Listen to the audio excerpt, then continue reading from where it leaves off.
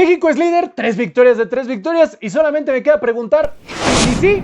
Digo, ¿esto puede ilusionar o se vale ilusionarse? Yo creo que sí. Vamos de inmediato, antes del análisis táctico, a los cracks del partido, a ver si estás de acuerdo. Aquí, evidentemente, como principal crack ponemos a Luis Romo, de igual manera Mateo Chávez y Gilberto Mora, los 3 de la selección mexicana.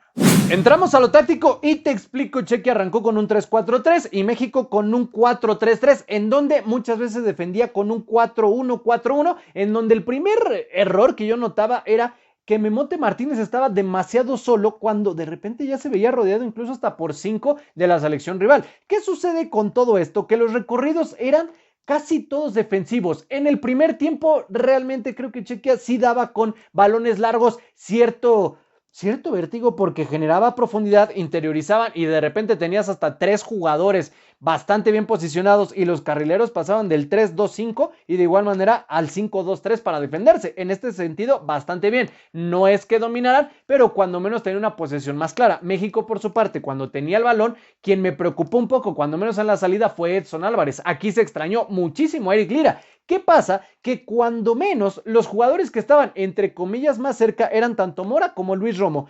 El problema es que ellos avanzaban o se generaban, digamos, cierto espacio hacia atrás y los que interiorizaban muchas veces eran Piojo y de igual manera Quiñones, pero siempre muy lejos de Memote. Entonces, a veces veíamos también a Jorge Sánchez y a Mateo Chávez recorriendo en la banda con un ida y vuelta interesante, sí, pero no se generaba tanto. De hecho, a Piojo de repente lo veíamos muy pegado a Quiñones, Jorge Sánchez muy abierto, había relativamente un desorden, aunque ya en el segundo tiempo entendí que realmente la instrucción era Quiñones y Piojo con bastante libertad. Y eso en el segundo tiempo se dio a entender el por qué. Vamos a la segunda mitad, en donde justamente la transición ya se empezaba a ver un poco más conservadora por parte de Chequia, porque un 5-2-3 se convirtió en un 5-4-1, pero con mucha amplitud, porque ya el fondo físico no les daba. ¿Qué sucede con esto? Que naturalmente avanzas líneas, ya tenías a Romo y de igual manera Mora un poquito más adelante, pero generabas todavía más amplitud con los extremos. Aquí bien,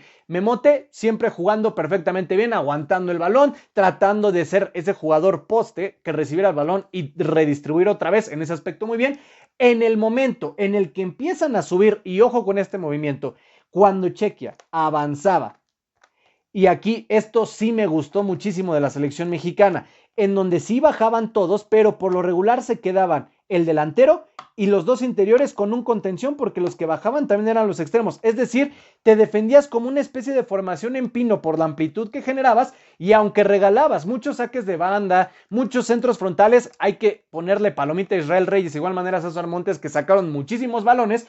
Creo que los que menos me gustaron fueron Jorge Sánchez y Edson Álvarez, pero también dentro de todo pudieron cumplir. Y aquí, ojito, en el momento en el que Romo y de igual manera Gilberto Mora se anclaron aquí, generaban que los centrales tuvieran tanta amplitud. Y aquí fue algo muy curioso, porque después de esta jugada, el que hizo la diagonal fue Mateo Chávez. Cuando Romo recuperó un balón en medio de hasta 3 jugadores de Chequia, simplemente la logra continuar. Se quita a un defensa de Chequia y la define como Dios manda. De verdad, una cosa tremenda. Ahora, esto que generó todavía mayor amplitud, porque naturalmente los de Chequia tenían que buscar. Aquí ya obviamente ya se vinieron cambios, en donde ya después entró Santi, entró Fidalgo, de igual manera Gallardo, entró de igual manera el tema de Memo Ochoa. Claro que eso ya fue un homenaje muy bien merecido a la leyenda. Sin embargo, empezaron a generarse ahora pases más filtrados, en donde el que menos me gustó, que fue Jorge Sánchez, hay que decirlo como es, marcó una diagonal en el momento precioso,